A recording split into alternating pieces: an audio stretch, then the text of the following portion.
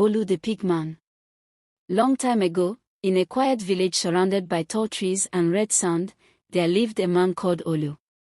People called him the Pigman because he was half human and half pig. His face had a long snout like a pig, and his skin was rough. The villagers were scared of him. Children ran away whenever they saw him and shouted, "Pigman don't come oh." Olu always tried to ignore them, but deep down, it hurt him so much.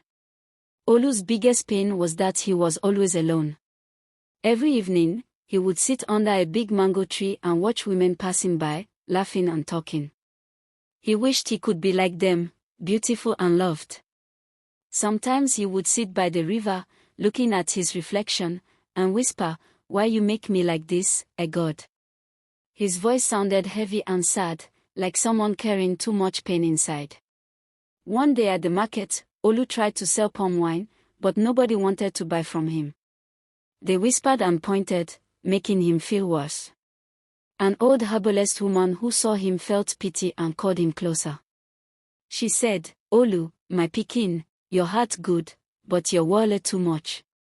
If you really want change, go to River Adiza on the night of full moon. Beg the goddess way dey there, she fit help you."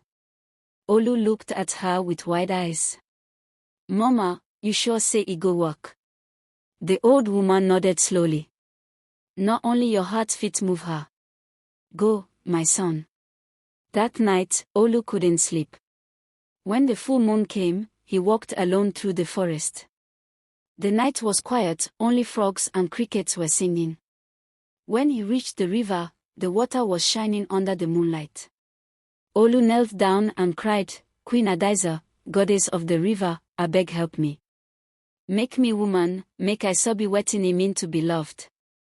His tears dropped into the water, and suddenly the river began to glow like fire. A bright light came from the water, and a tall beautiful woman with shining skin and golden eyes rose from the mist. It was Queen Adiza. Her voice was soft but strong. "Who be this way disturb my peace?" she asked. Olu bowed low and said, "No me, Olu. I beg you, my queen. I don't tire for this life.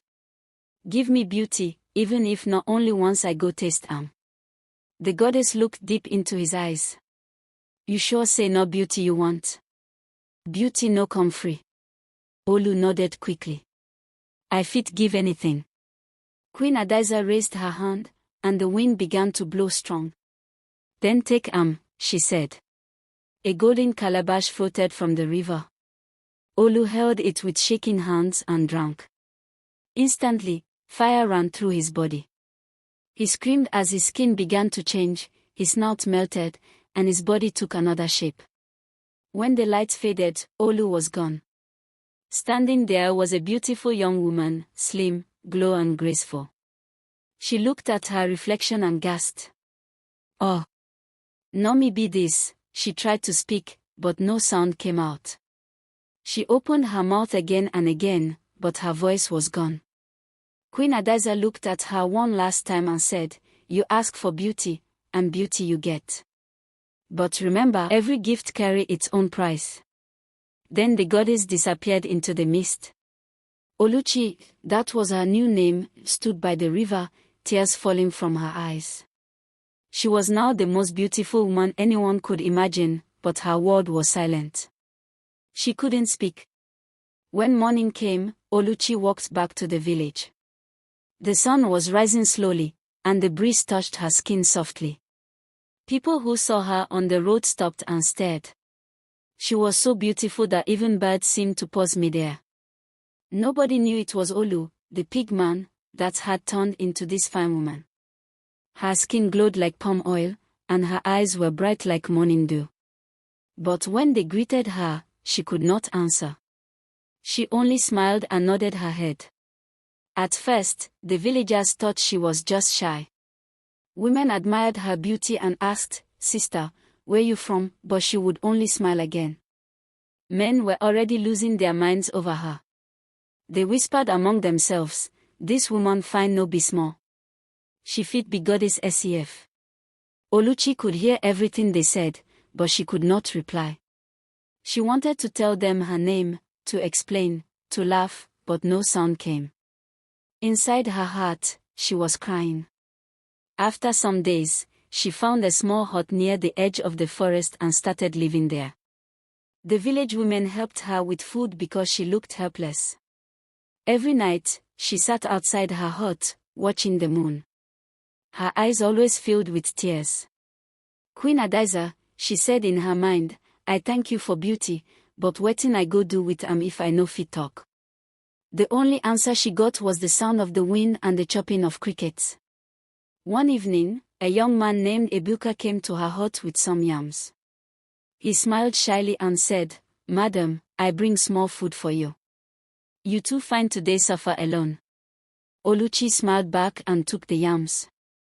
Ebuka asked her name, but she only touched her throat and shook her head. "You no fit talk?" he asked. She nodded slowly. Ebuka sighed. "It no matter. Even if you no fit talk, your eyes they talk plenty." From that day, Ebuka began to visit often. He would sit outside her hut, telling stories and jokes just to make her smile. And though she could not laugh out loud, her eyes always shone with happiness. For the first time, Oluchi began to feel what love meant, the kind she had always dreamed of. But deep down, she feared that the goddess's gift might come with more pain than she knew. Weeks later, something strange began to happen. Every man who spent time near Oluchi started losing his voice. First, it was Ebuka. One morning he woke up and tried to greet someone, but no sound came out. Then another man in the market lost his voice after helping her carry water. The villagers became afraid. "Not that fine woman," they whispered. "Anybody wey go near he go lose him voice." Oluchi cried when she heard that. She didn't know what was happening. She ran to the river that night, knelt by the water, and wept silently. Suddenly, the wind blew cold, and Queen Adiza appeared again. The goddess looked at her and said, "You asked for your voice back, didn't you?" Oluchi nodded quickly, tears in her eyes. "Then take it, but the price must be paid. From now on, every man you meet will lose his voice for you to speak." Oluchi shook her head in fear. "No, my queen, I beg. No do me like this." But the goddess only smiled sadly. "Gift and curse be like twin. You can't have one without the other." Then she vanished again into the mist. Oluchi cried until her eyes were red. When she finally tried to speak, words came out, but her voice sounded deep, like a man's.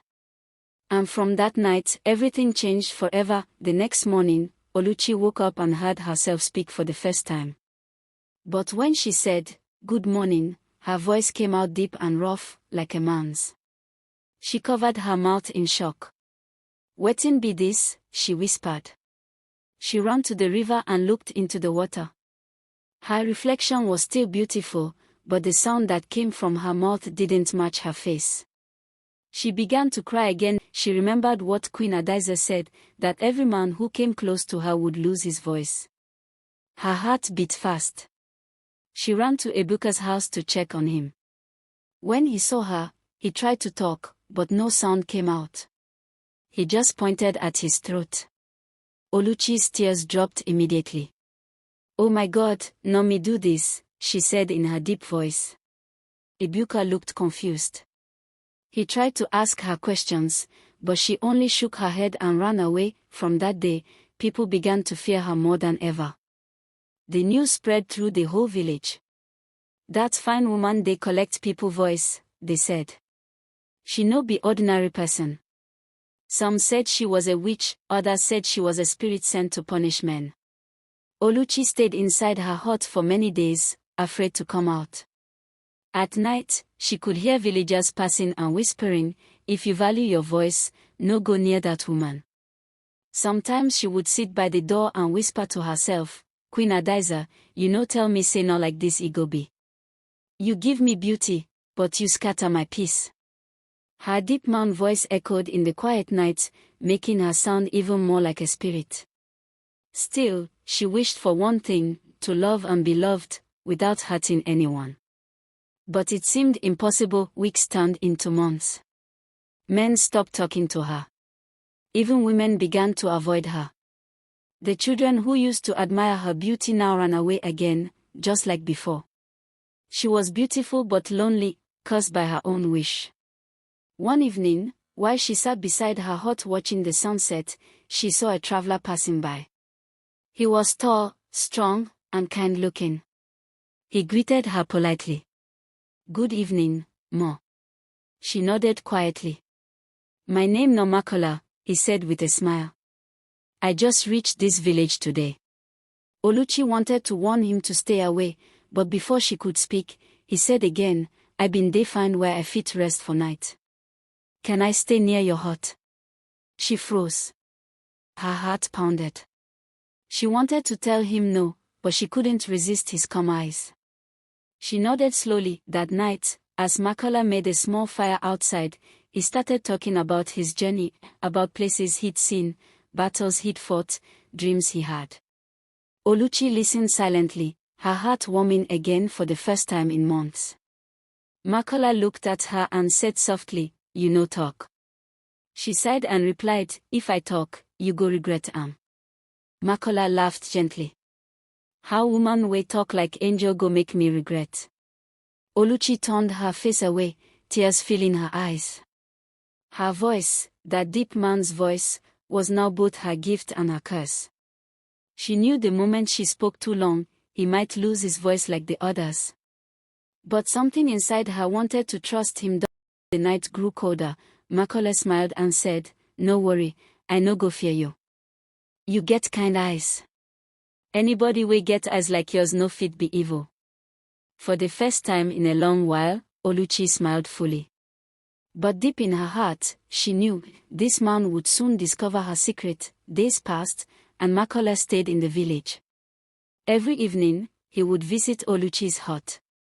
He brought her fruits, firewood, and sometimes fresh fish from the river. He was gentle, strong, and had a way of making her heart calm. Oluchi tried to stay away from him at first, but every time she saw his smile, her heart softened. She told herself, "No, I must not love again, but love is like wind, you can't see it coming until it catches you." One quiet evening, Makola came with roasted yam and palm oil. He sat beside her under the moonlight. "Oluchi," he said softly, "I don't know why, but my heart dey happy anytime I near you." Oluchi looked at him, her eyes full of fear. She wanted to warn him, to tell him about her curse, but when she opened her mouth, her deep man's voice came out. "Makola, abeg, no love me. If you love me, you go suffer." Makola frowned slightly. "Suffer? Why you talk like that?" She looked down and whispered, "Because every man wey come close to me, he lose him voice." Makola was silent for a while, staring at her. Then he said quietly, "So what if I lose my voice? As long as I fit still see you, I no care." Oluchi's heart shook. "You no understand," she said. "This thing no be small matter." But Makola reached for her hand gently. "Listen, life no easy anywhere. If you be curse, then now you be my own curse. I choose you like that." Oluchi's eyes filled with tears. No man had ever spoken to her that way before. She turned her face away, but Makola touched her cheek and said softly, "You too fine today hide. Let people talk. I no go leave you." His words entered her like fire and peace at the same time. That night, they sat together for hours, saying nothing more, just watching the stars. For the first time since her transformation, Oluchi felt seen, not for her beauty, but for her heart, but the village people were not happy. They began to gossip. "You see that traveler? The one way they follow that woman way they collect people voice," one man said. "Now him go be the next victim." Another added, "He go soon learn the hard way." The fear grew so strong that some men even warned Makola to stay away from her. But he refused. "No my life," he said. "Make una leave me." One night, Oluchi went to the river again. She knelt down and called softly, Queen Adiza, I beg show yourself. The water started to glow, and the goddess appeared, her eyes bright and cold. You again, she said. Oluchi bowed her head. My queen, please. I don't fall in love. I want to marry him. I no want hurt am. Queen Adiza looked at her long and said, You can marry him, but you must accept what will follow. Oluchi's heart raced. Anything, my queen. I go accept anything. The goddess's voice became like thunder. Then know this, you will give birth to a child with the spirit of the pig. Your past will follow your blood. Oluchi gasped in fear. No, my queen, I beg. But the goddess raised her hand. You made your choice when you begged for beauty. Now beauty and pain are one. Then she vanished into the dark water again. Oluchi fell to her knees, crying into the night. Why my life be like this? I just want small happiness, she whispered. But her tears mixed with the river, and the moon reflected her pain. The next morning, she looked at Makola with trembling eyes. He smiled at her and said, You look worried. What happened? She forced a smile and replied quietly, Nothing, my love. Nothing.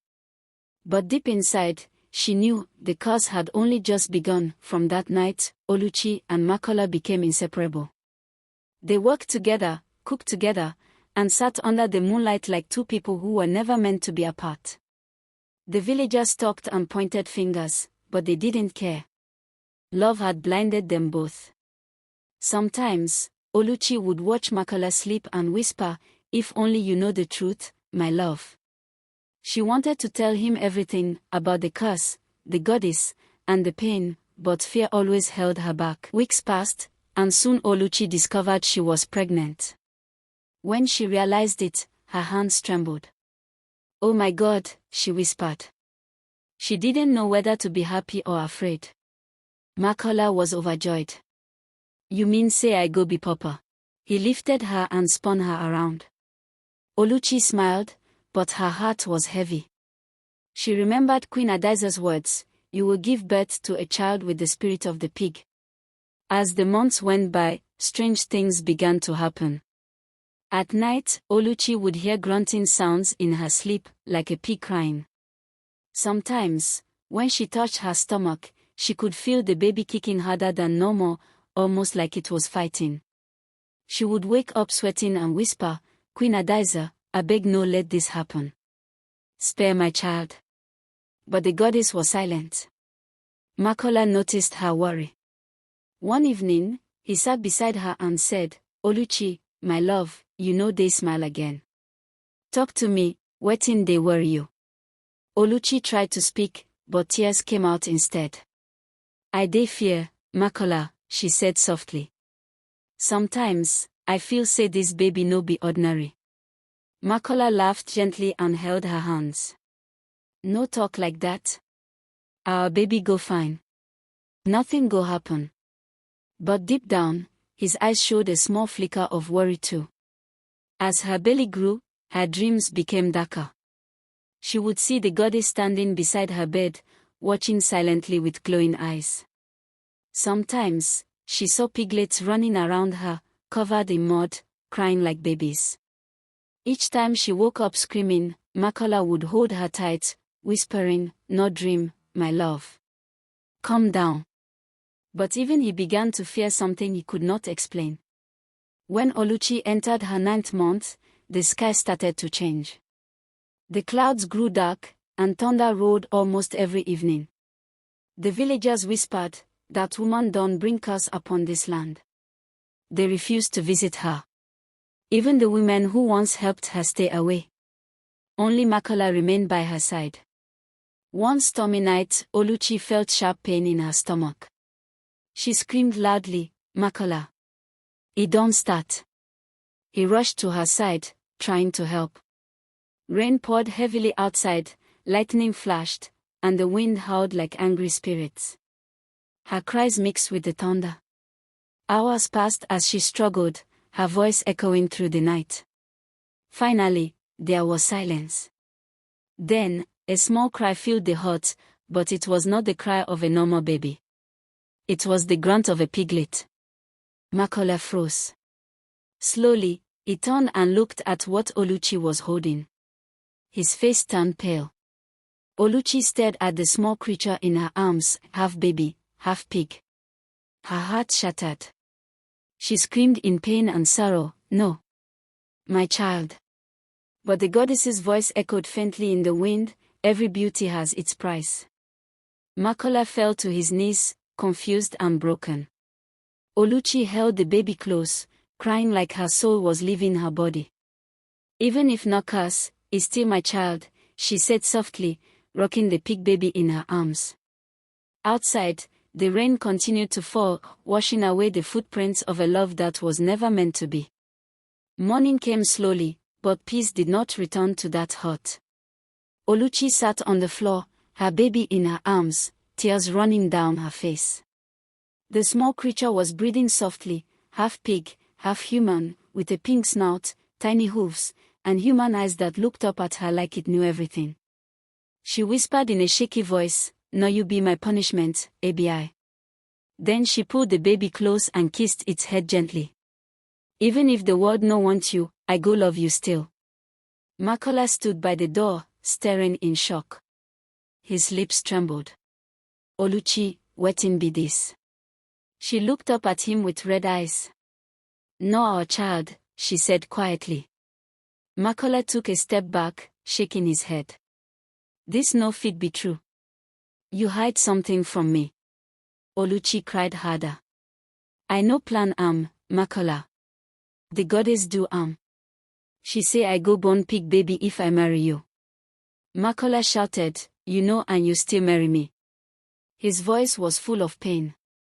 "You curse me, Oluchi. You curse our house." He rushed outside into the rain, his hands on his head.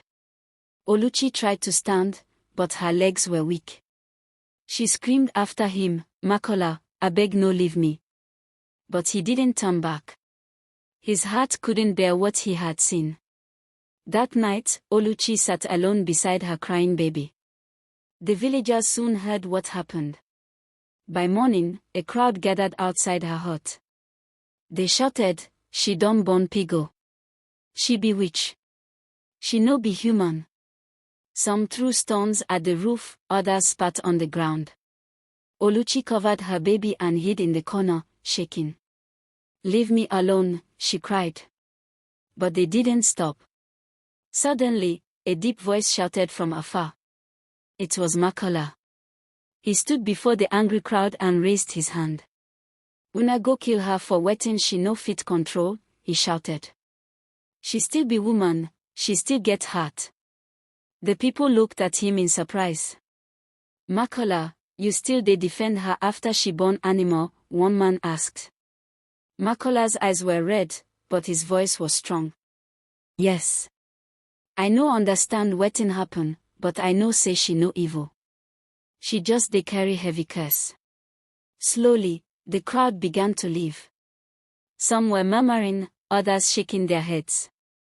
When they were gone, Makola went inside the hut. He saw Oluchi crying and sat beside her quietly. "I no fit lie," he said softly. "When I see the baby, fear catch me. But as I look your eyes now, I remember why I love you." Oluchi looked at him in shock. "You still love me?" Makola nodded. "Yes. Love no dey choose face or curse. I go stay with you." Oluchi broke down in tears and hugged him tightly. "Thank you," she whispered in her deep voice. "God bless you." Makola held her and said, "We go raise this pikin together.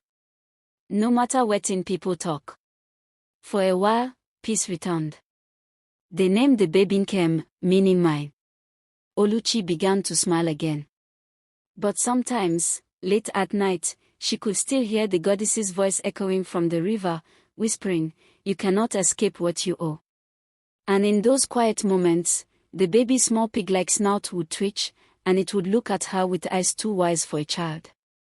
That was when she realized this curse had only just begun.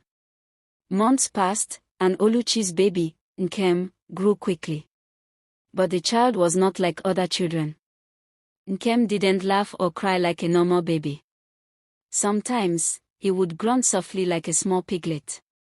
When he crawled, his movements were strange, fast, restless, and wild. Still, Oluchi loved him deeply. Every day she would sing softly, even though her voice sounded deep and rough. "Sleep, my baby, no cry," she would hum. And though her songs were heavy, Nkem would calm down, pressing his small snout against her chest. The villagers, however, never forgot what had happened. They avoided Oluchi's hut completely. When she went to fetch water, they moved away from her. Some even whispered, "Not that woman, way-born abomination." It broke her heart. Only Makola remained by her side, though he too sometimes looked troubled. At night, when he thought she was asleep, he would stare at the baby with fear in his eyes. One cold night, Oluchi woke up to strange sounds outside. It was like someone calling her name. "Oluchi. Oluchi," the voice was soft and watery, like it came from the river. She stood up slowly, heart pounding, and stepped outside. The moon was bright, and the wind was cold. She looked around but saw no one. Then she heard it again, "Oluchi." She turned toward the river, and there, in the distance, she saw a faint blue light floating above the water. Her legs shook. She knew who it was. She whispered, "Queen Adiza."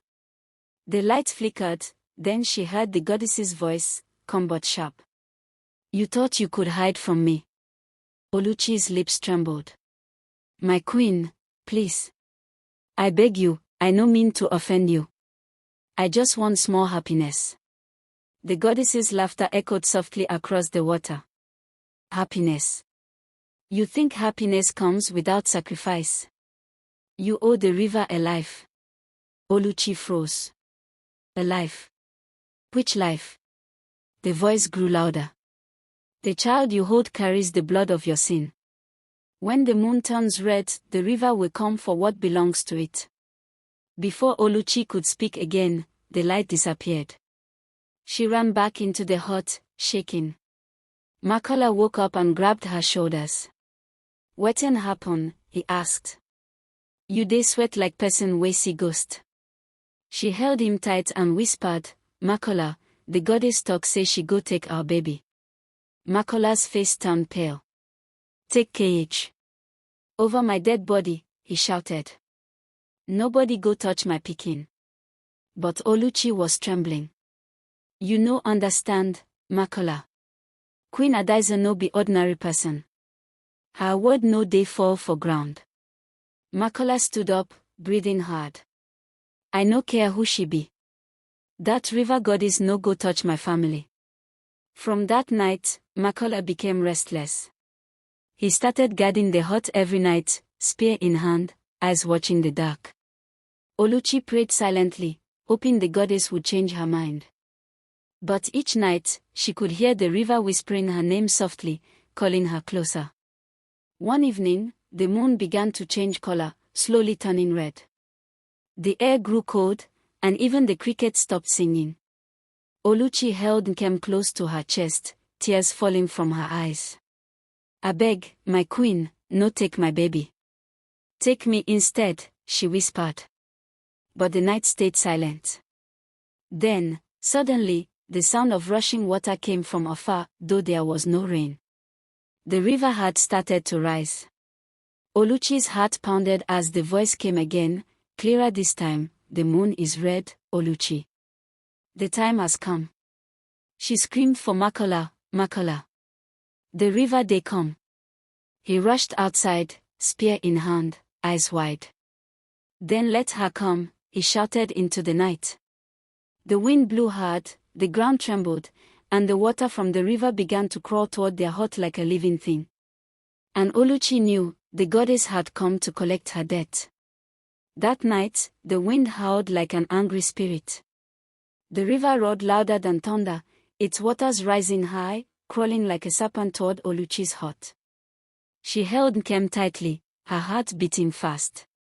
Makola stood at the doorway with a spear in his hand, his body shaking, but he refused to step back. Makola, please. Oluchi cried. You no fit fight the goddess. He turned to her, his eyes burning with fear and love. If I no fight, who go protect you and my pikin? His voice trembled, but his feet stayed firm. Then the ground cracked, and a powerful wave burst from the forest path, sweeping sand and leaves into the air. The water glowed with blue light, and a tall figure rose from it, Queen Adiza, the river goddess. Her beauty was beyond human. Her skin shimmered like the moon, and her eyes glowed like fire underwater. But her face was cold, filled with ancient rage. Oluchi, her voice echoed like 10 voices at once. You broke the balance of nature. You took beauty that was not yours, voice that was not yours, love that was never meant for you. Oluchi fell to her knees, trembling. My queen, I beg, forgive me. I didn't mean to disobey. Not only love I defined. Queen Adiza's eyes turned dark. And now love will destroy you. She stretched her hand toward the baby. The river water rose like arms, reaching for Nkem. Oluchi screamed and held the child tighter. No. Take me instead, she cried. Makola jumped in front of them, shouting, You no go touch my wife or my pikin, and threw his spear toward the goddess. The weapon stopped in the air, frozen by unseen power. The goddess turned her head slowly toward him, her voice now deep and frightening. You dare raise your hand against me, mortal. Before Makola could move, the water grabbed him by the legs and pulled him to the ground. He fought hard, shouting, Oluchi. Run! The water climbed over his body, dragging him closer to the river. Oluchi screamed, Makola, hold on. She ran to him, holding his hands tightly, trying to pull him back. The river roared louder. You cannot save him, the goddess said. His love for you has sealed his fate. The water wrapped around Makola's neck, and within seconds, he was gone, swallowed by the river. Oluchi fell to her knees, crying uncontrollably. Why, my queen? Why you wicked like this? The goddess's voice softened slightly. Because you were warned, child. Beauty always demands a price. Then, as the goddess turned away, she looked once more at the crying woman and her piglet child. When your tears dry, you will understand that no one escapes destiny. With that, the water began to pull back into the forest, the river returning to its home. Oluchi sat in the mud, shaking, her eyes empty. She looked down at Nkem, his eyes wide open, silent, and calm.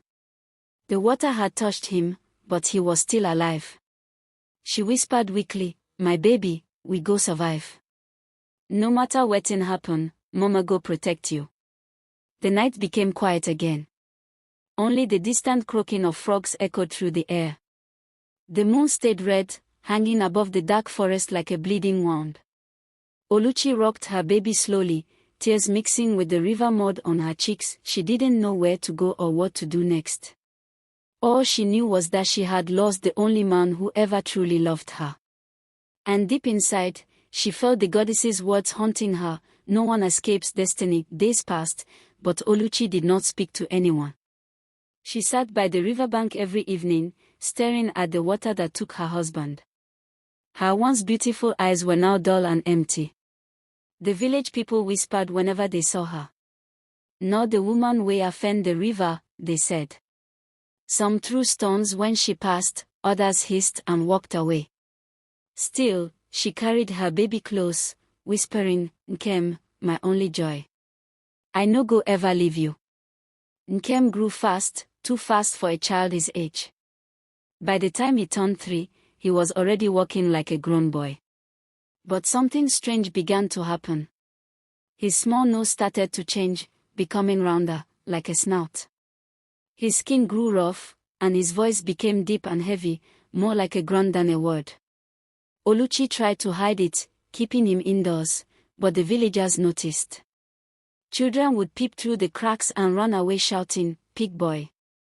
Pig boy! One afternoon, As Oluchi fetched water, Nkem wandered toward the river.